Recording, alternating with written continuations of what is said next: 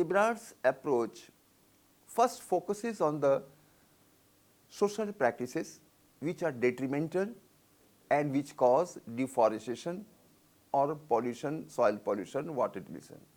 So such social practices has to be changed.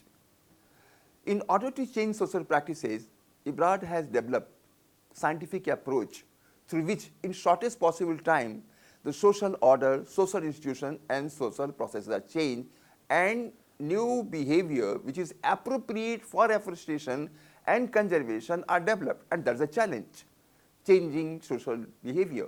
So Ebrard has developed 7 steps in shortest possible time he could done.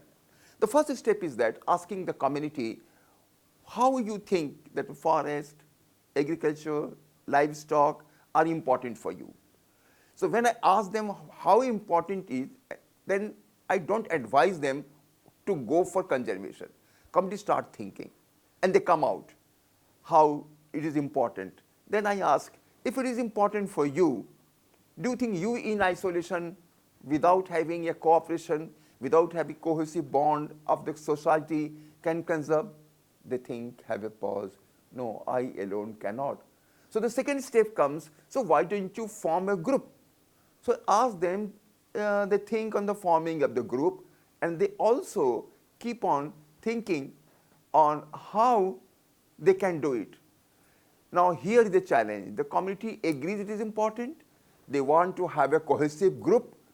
Now I have asked, if you have a cohesive, the group will continue only through certain rules and regulation and what we sociologists call social institution.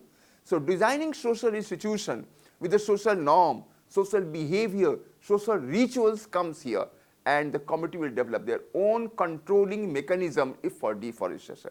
That is the third one. The fourth, if the committee agree, they have the norm, now they want to learn something. Here comes transfer of technology, building capacity is the fourth stage. The fifth stage comes, they know technology, but how to use. So this is the fifth stage of balancing the trade-off.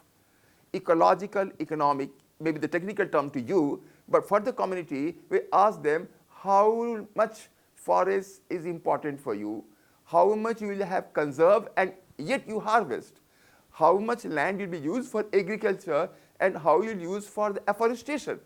So that trade-off is ecological, economic balance come from the community themselves on the fifth point. And the sixth, very interesting. Now they agree. So we ask them, can a farmer live alone, or the fisherman can grow, or the forester can continue?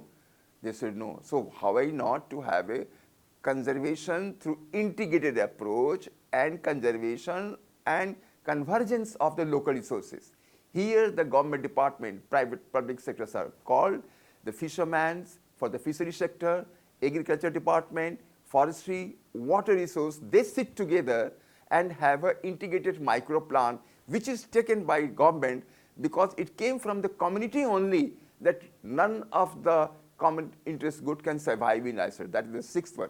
And the seventh one, ritual, how the community will design the social norm for conservation and livelihood. We have seen developing new rituals and bond has brought community very well. So these are the steps. One very important point. Often people say, well, we have been forming micro-planning. Often people say, we have done training. Often they say, no, we want them to understand about the. These are in sequence, 7 steps like raga, shapta, swar.